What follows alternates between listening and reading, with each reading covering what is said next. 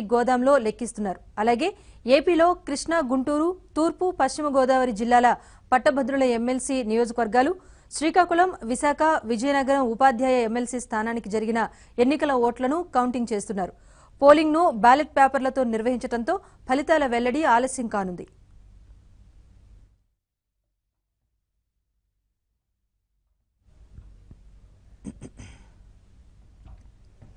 తెలంగాణలో మెదక్, నిజామాబాద్, ఆదిలాబాద్, కరీంనగర్ పట్టభద్రులు ఉపాధ్యాయ నియోజకవర్గాలతో పాటు వరంగల్, ఖమ్మం, నల్గొండ ఉపాధ్యాయ నియోజకవర్గానికి పోలింగ్ నిర్వహించిన సంగతి తెలిసిందే. మెదక్, నిజామాబాద్, ఆదిలాబాద్, కరీంనగర్ పట్టభద్రుల నియోజకవర్గం నుంచి 17 మంది అభ్యర్థులు పోటీలో ఉన్నారు. అలాగే మెదక్, నిజామాబాద్, ఆదిలాబాద్, కరీంనగర్ ఉపాధ్యాయ నియోజకవర్గం నుంచి 7, వరంగల్, ఖమ్మం, నల్గొండ ఉపాధ్యాయ నియోజకవర్గం నుంచి 9 మంది అభ్యర్థులు పోటీలో ఉన్నారు. ఇక ఏపీలో కృష్ణా, గుంటూరు పట్టభద్రుల నియోజకవర్గ శాసన మండలి ఎన్నికల్లో 40 మంది అభ్యర్థులు పోటీలో ఉన్నారు. 2 జిల్లాల పరిధిలో 1,49,158 ఓట్లు పోలయ్యాయి. కౌంటింగ్ నిర్వహిస్తున్న ఏసీ కాలేజ్ వద్ద భారీ పోలీస్ బందోబస్తు ఏర్పాటు చేశారు. ఓట్ల లెక్కింపునకు 14 టేబుల్స్ ఏర్పాటు చేశారు. బ్యాలెట్ పేపర్ ద్వారా ప్రాధాన్యతల క్రమంలో అభ్యర్థుల ఎంపిక జరుగుతున్నందున ఈ ఎన్నికల కౌంటింగ్ ప్రక్రియ సుదీర్ఘంగా సాగుతుంది. ఫలితాల కోసం సుమారు 48 గంటల పాటు వేచి చూడాల్సి ఉంటుంది.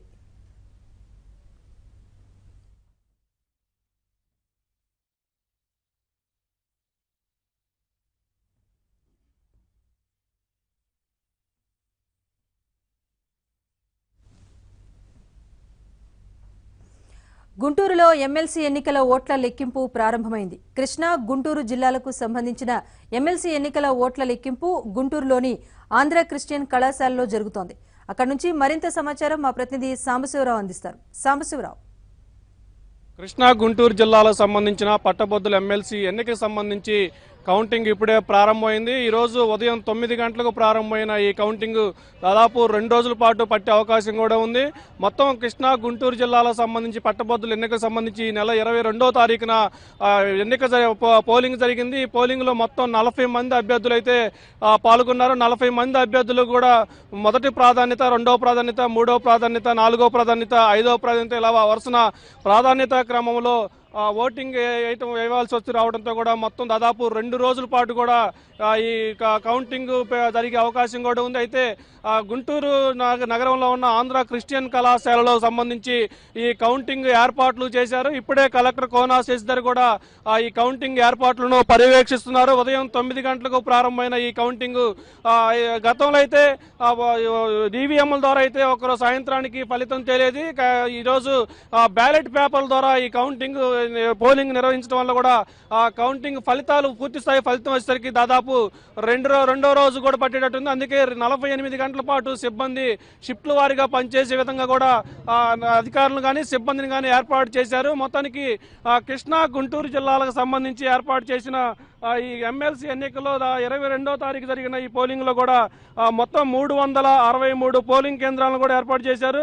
ఈ పోలింగ్ కేంద్రాలకు సంబంధించి 22వ తారీఖున గుంటూరు జిల్లాలో మొత్తం 209 పోలింగ్ కేంద్రాల్లో ఎన్నికలు జరగగా కృష్ణా జిల్లాలో 154 పోలింగ్ కేంద్రాల్లో కూడా ఈ పోలింగ్ జరిగింది. మొత్తం గుంటూరు, కృష్ణా జిల్లాలకు సంబంధించి 2,48,799 మంది ఓటర్లు ఉండగా ఈసారి 59% మాత్రమే పోలింగ్ నమోదైంది. అయితే ప్రధాన రాజకీయ పార్టీలు ఎవరూ కూడా ఈరోజు ఇక్కడ ఈ ఎన్నికల్లో లేకపోవడం, పోటీలో లేకపోవడంతో కూడా స్వతంత్ర అభ్యర్థులు పెద్ద సంఖ్యలో కూడా ఈ ఎమ్మెల్సీ ఎన్నికల పోలింగ్ లో పాల్గొన్నారు. మొత్తం 40 మంది అభ్యర్థులు పాల్గొనడంతో కూడా ఇక్కడ పోలింగ్ కౌంటింగ్ ఆలస్యం అయ్యే కూడా అవకాశం ఉంది. తొలిసారిగా ఈ మధ్య కాలంలో జరిగిన ఎన్నికల్లో కూడా తొలిసారిగా డబ్బు ప్రభావం లేకుండా, రాజకీయ ప్రలోభాలు లేకుండా జరిగిన తొలి ఎన్నికగా కూడా ఈ ఎన్నిక కూడా మనం చెప్పుకోవచ్చు. ఆంధ్ర క్రిస్టియన్ కళాశాలలో ఉదయం 9 గంటలకు ప్రారంభమైన ఈ కౌంటింగ్ ప్రక్రియ దాదాపు 2 రోజుల పాటు జరిగే అవకాశం ఉండటంతో కూడా అధికారులు కానీ సిబ్బందిని కానీ మొత్తం 2 రోజులకు సంబంధించి అధికారులు కూడా పూర్తి స్థాయిలో సిద్ధం చేసుకున్నారు. ఇప్పుడే కలెక్టర్ కోన శశిధర్ కూడా పోలింగ్ కౌంటింగ్ కేంద్రం వద్దకు వచ్చి పర్యవేక్షణ చేస్తున్నారు. మొత్తం 14 టేబుల్ను ఏర్పాటు చేసి 14 టేబుల్లో భారీగా పోలింగ్ సంబంధించి కౌంటింగ్ ప్రక్రియ కూడా కొనసాగే అవకాశం ఉంది. విడతల వారీగా కూడా అక్కడ ఏజెంట్లు మొత్తం 40 మంది అభ్యర్థులు ఈసారి బరిలో నిలవడంతో కూడా ఇక్కడ కౌంటింగ్ దాదాపు 2 రోజుల పాటు పట్టి చాలా మందకోడిగా సాగే అవకాశం కూడా ఉంది. గతంలో అయితే 4-5 అభ్యర్థులు ఉన్న నేపథ్యంలో కూడా మొదటి ప్రాధాన్యత ఓటు, రెండో ప్రాధాన్యత ఉంటుంది. ఈ పోలింగ్ మిగతా ఎన్నికలకి ఈ ఎమ్మెల్సీ ఎన్నికలకు కూడా చాలా తేడా ఉంటుంది.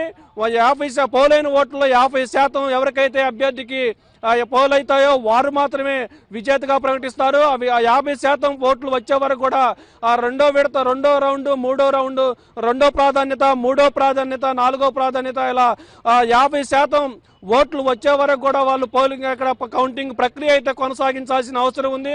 మరి 40 మంది అభ్యర్థులు బరిలో నిలిచిన నేపథ్యంలో ఈ మొదటి ప్రాధాన్యత నుంచి 5వ ప్రాధాన్యత ఓటు వరకు కూడా 50% ఓట్లు రావాలంటే అది చాలా కష్టతరమైన ప్రక్రియ.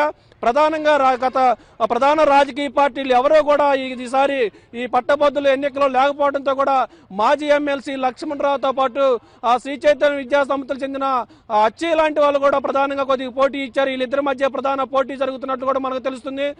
మాజీ ఎమ్మెల్సీ లక్ష్మణరావు చాలా ధీమాతో తాను విజయం సాధిస్తానని చాలా ధీమా వ్యక్తం చేస్తున్నారు. అయితే లక్ష్మణరావుకు విజయం వరిస్తుందా, మరెవరైనా కొత్త అభ్యర్థికి విజయం వరిస్తుంది అనేది మనం ఈ రోజు సాయంత్రానికి కానీ రేపొద్దుటికి కానీ పూర్తి ఫలితం వెలువడి వరకు కూడా మనం వేచి చూడాల్సింది. ఇది మొత్తానికి గుంటూరు, కృష్ణా జిల్లాలకు సంబంధించి పట్టభద్రుల ఎమ్మెల్సీకి కౌంటింగ్ ప్రక్రియ. Over to studios.